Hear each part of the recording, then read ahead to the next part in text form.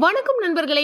இசை விசால் சீரியல் சும்மா பரபரப்பாக போயிட்டு இருக்குன்னே சொல்லலாங்க. பரபரப்பான கட்டத்தில் வர்ஷினி குழந்தை உண்டாகி கர்ப்பமாக இருக்காங்க அப்படின்னு ஒரு விஷயம் நம்ம வர்ஷினிக்கும் இசைக்கும் ஒரு பேரிடியாட்டு அமையுது. அப்போ தான் இந்த குழந்தை எனக்கு வேண்டாங்க்கா, இதை கலைச்சிருவோம் அப்படின்னு நம்ம வர்ஷினி சொல்ல, இல்லை இந்த குழந்தை இருக்கட்டு, இந்த ராகவுக்கும் உனக்கும் பிறக்கக்கூடிய குழந்தை தான் நம்ம வீட்டு வாரிசு. அப்படி இருக்க நேரம் நீ எப்படி இதை அழிப்பான்னு சொல்ல முடியும். இனிமேல் இதுக்கு மேலே ஒரு வார்த்தை நீ சொல்லக்கூடாது அப்படின்னு அந்த இடத்துல சொல்லி நம்ம வர்ஷினிக்கு ஆதரவாட்டு நம்ம இசை இருக்காங்க.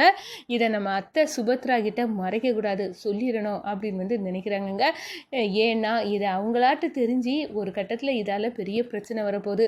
அதுக்கு முன்னாடி நம்ம உண்மையை சொல்லிடணும். இதில் நம்ம ராகவுக்கும் வர்ஷினிக்கும் இப்படி ஒரு ஜூஸை கலைக்கு கொடுத்தது எல்லாமே ஸ்ரீஜா தான் அப்படின்னு உண்மையை வெட்ட வெளிச்சம் ஆக்க நம்ம வர்ஷினியும் இசையும் துடிக்கிறாங்க. ஒரு கட்டத்தில் பார்த்தோன்னா நம்ம ஸ்ரீஜா இந்த விஷயத்தை தெரிஞ்சு சுபத்ரா கிட்ட போட்டு கொடுக்குறாங்க. நம்ம ராகவை அடிக்கிறாங்க. ஏன்டே, நீ ஒரு பொண்ணு கழுத்தில் தாலி கட்டிட்டு இன்னொரு பொண்ணு கூட குடும்பம் நடத்தி இப்போ குழந்தை பிறக்க போகுது. இந்த விஷயத்தால் நம்ம குடும்பத்துக்கு எவ்வளோ பெரிய அவமானம் அப்படின்னு அந்த இடத்துல அடிக்கிறாங்க நம்ம ராகவ சுபத்ரா. அதை பற்றி தான் இந்த வீடியோக்குள்ளே பார்க்க போகிறோம். அதுக்கு முன்னாடி சேனலுக்கு லைக் அண்ட் சப்ஸ்கிரைப் பண்ணுங்கள் ஃப்ரெண்ட்ஸ். பக்கத்தில் இருக்க பெல் ஐக்கானையும் கிளிக் பண்ணுங்கள். அப்போ தான் நான் போடுற ஒவ்வொரு வீடியோவும் நோட்டிஃபிகேஷனாக உங்களுக்கு கிடைக்கும். வாங்க ஃப்ரெண்ட்ஸ், வீடியோக்குள்ளே போகலாம். ஃபஸ்ட்டு எடுத்த உடனே பார்த்தோன்னா ஒரு செம அதிரடியான பரபரப்பு கட்டம் தான். பரபரப்பான கட்டத்தில் நம்ம பார்க்க இருக்க நேரம் தாங்க நம்ம வர்ஷினிக்கு ஹாஸ்பிட்டலுக்கு கூட்டிகிட்டு போகிறாங்க. ஏன்னா நம்ம வர்ஷினிக்கு வாமிட்டிங்காக இருக்குது.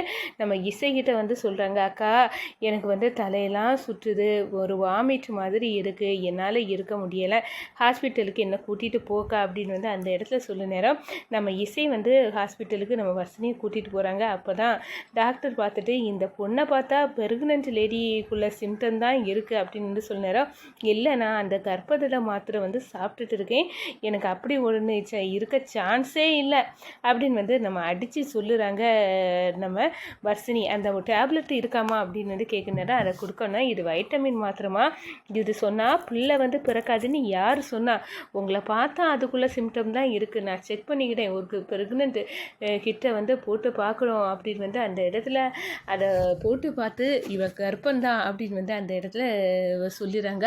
நம்ம வர்ஷினி, இந்த குழந்தை வேண்டாம் டாக்டர், எனக்கு இதை அழிச்சிடுங்க அப்படின்னு சொல்ல நேரம் நம்ம இசை, ஒரு நிமிஷம் நான் என் தங்கச்சி வர்ஷினிட்ட பேசுகிறேன் அப்படின்னு பேசுகிறாங்க. இந்த பாரு, நம்ம குடும்பத்துக்கு வரக்கூடிய வாரிசு, இதை நீ அழிக்கக்கூடாது, புரிஞ்சிக்க வர்ஷினி.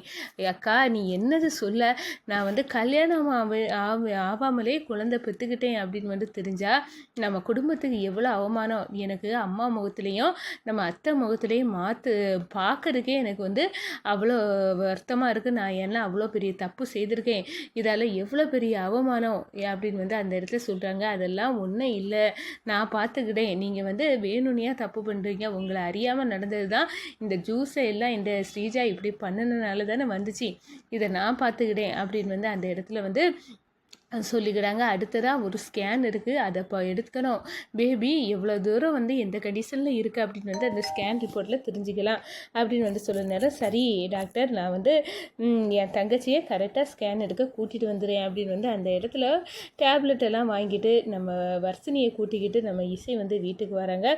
ஒரு கட்டத்தில் பார்த்தோன்னா நம்ம இசை வர்ஷினிக்கிட்ட பேசிகிட்டு இருக்கிறத ஸ்ரீஜா ஒட்டு கேட்குறாங்க. இந்த பாரு, எப்படியாவது உன் வயிற்றில் இருக்க பிள்ளைய நீ நல்லபடியாக பார்த்துக்க, எது இந்த குடும்பத்தோட வாரிசு, நான் கண்டிப்பாக உன்னையும் ராகவையும் அத்தையோட சம்மதத்தோடு சேர்த்து வைப்பேன், நீ நம்பு அப்படின்னு எல்லாம் பேசுகிறாங்க. இது மருந்து நின்று கேட்டுட்டு இருக்க நம்ம ஸ்ரீஜாவுக்கு பேரெடி கிடங்காக இருக்குது. என்ன வர்ஷினி, குழந்தை உண்டாயிருக்கலாம், இதுவே போதுண்டி உன்னை வீட்டை விட்டு துரத்துறதுக்கு அப்படின்னு அந்த இடத்துல ஓடி போகிறாங்க. நம்ம ஸ்ரீஜா, அத்தை இங்கே வாங்க அப்படின்னு அந்த இடத்துல கூப்பாடு போட்டு கூப்பிடாங்க. ஐயையோ, இவ என்னத்தை உருட்டி தள்ள போகிறாளோ அப்படின்னு நம்ம வர்ஷினியும் இசையும் பயந்து போய் இருக்காங்க. அவங்க பயப்பட்டது சரிதான். ஒரு கட்டத்தில் பார்த்தோன்னா ஊரை கூட்டுறது மாதிரி எல்லாரும் இங்கே வாங்க, இவன் நடக்கக்கூடாதது ஒன்று நடந்து போச்சு அப்படின்னு அந்த இடத்துல கத்துறாங்க.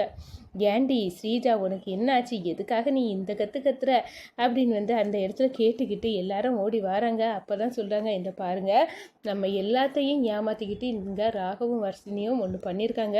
இந்த வர்ஷினி குழந்தை உண்டாயிருக்கா, இவ கர்ப்பத்துக்கு காரணம் ராகவ் அப்படின்னு சொன்னார, என் பையன் இப்படி ஒரு தப்பை செய்ய மாட்டான் அப்படின்னு வந்து சுபத்ரா சொல்கிறாங்க. இல்லாத நான் சொல்லுறது உண்மைதான், வர்ஷினிகிட்ட நீங்களே கேட்டு பாருங்க அப்படின்னு வந்து அந்த இடத்துல கேட்க நேரம் வர்ஷினி ஆமாம் நான் கர்ப்பமாக இருக்கேன், உங்கள் பையன் ராகவ் தான் இந்த கர்ப்பத்துக்கு காரணம் அப்படின்னு வந்து சொல்லி நேரம் நான் அசோக்குக்கு வர்ஷினியை கல்யாணம் பண்ணி கொடுத்து எனக்கு மனசில் இருக்க கஷ்டத்தெல்லாம் நான் வந்து போக்கிடலான்னு நினச்சேன். ஆனால் ராகவ் இப்படி ஒரு தப்பை வர்ஷினிக்கு பண்ணியிருக்கான். நான் இப்போ என்ன பண்ணுவேன், ஏற்கனவே அவனுக்கு ஸ்ரீஜா கூட கல்யாணம் ஆகிருக்கு, அப்படி இருந்தால் இப்படி ஒரு தப்பை பண்ணியிருக்கானே அப்படின்னு வந்து நம்ம சுபத்ரா தலைப்பாடாக அடிச்சுக்கிட்டாங்க. இந்த வீட்டில் என்னென்னமோ நடந்துக்கு, இதுக்கெல்லாம் காரணம் இசை தான் அப்படின்னு வந்து நம்ம ஸ்ரீஜா வந்து சொல்கிறாங்க. ஒரு கட்டத்தில் பார்த்தோன்னா ராகவுக்கும் வர்ஷினிக்கும் இந்த வீட்டில் இடம் கிடையாது, என் சொத்தில் ராகவுக்கு இருக்க உரிமை அனைத்தும் வந்து நான் ஸ்ரீஜாவுக்கு தான் கொடுக்க போகிறேன், ஸ்ரீஜாவுக்கு பேரில் தான் ராகவுக்கு உள்ள சொத்து அவ்வளோத்தையும் எழுதி வைக்க போகிறேன் அப்படின்னு வந்து அந்த இடத்துல சொல்கிறாங்க. நம்ம ஸ்ரீஜா பார்த்து சிரிக்கிறாங்க. நான் ராகவ் கூட வாழ ஒன்று இந்த வீட்டுக்கு வரல, ஆனால் ஸ்ரீஜா குடும்பத்தில் உள்ள சொத்து நம்ம பேருக்கு வருவோம்னா நல்ல விஷயந்தான் அப்படின்னு வந்து அந்த இடத்துல நினைக்கிறாங்க. சுபத்ரா இப்படியே நீ கதி கிளங்கணும், இந்த வர்ஷினி குழந்தை பெற்றுக்கவே கூடாது, ராகவ் கூட அவள் குழந்தையை அழிக்கிறதுக்கு என்ன வேலை உண்டோ அதையும் பண்ணுவேன் அப்படின்னு வந்து ஸ்ரீஜா அந்த இடத்துல நினைக்கிறாங்க. ஒரு கட்டத்தில் ஒட்டுமொத்த குடும்பமாக வந்து கூடியிருக்க நேரம் நம்ம சுபத்ரா இந்த வீட்டில் ஒரு சல்லி பைசா ராகவுக்கு கிடையாது, ராகவும் வர்ஷினியை இப்போவே வீட்டை விட்டு போயிடட்டும் அப்படின்னு அனுப்பிவிட நேரம் நம்ம ருக்கு வந்து பார்க்குறாங்க. வர்ஷினி எவ்வளோ தைரியம் இருந்தால் நீ ஒரு கல்யாணம் ஆன ஒரு ஆணோட வந்து நீ தவறாக இருந்திருப்ப, நீ எல்லாம் என் வயிற்றில் எதுக்கடி பிள்ளையா பிறந்த அப்படின்னு வந்து அந்த இடத்துல வர்ஷினியை போட்டு அடிக்கிறாங்க.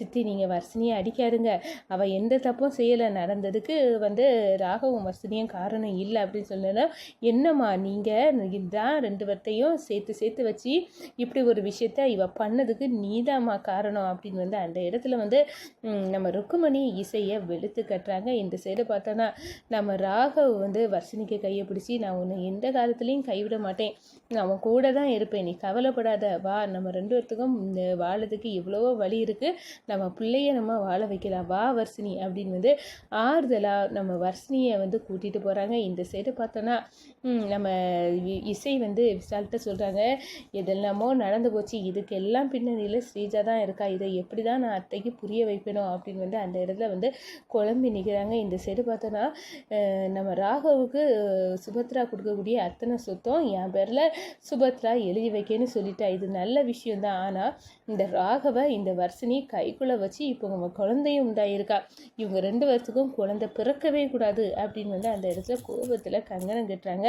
அவங்க அப்பாவுக்கு கால் பண்ணி நம்ம ஸ்ரீஜா வந்து நடந்ததெல்லாம் வந்து சொல்கிறாங்க. நம்ம வர்ஷினி ராகு குழந்தையை வந்து வயிற்றுல சுமக்கா, நம்ம சுபத்ரா குடும்பத்தில் ஒரு வாரிசு கூட வரக்கூடாது, அதனால் இதையும் அழிக்கணும்ப்பா அப்படின்னு வந்து அந்த இடத்துல கங்கணம் கட்டுறாங்கங்க.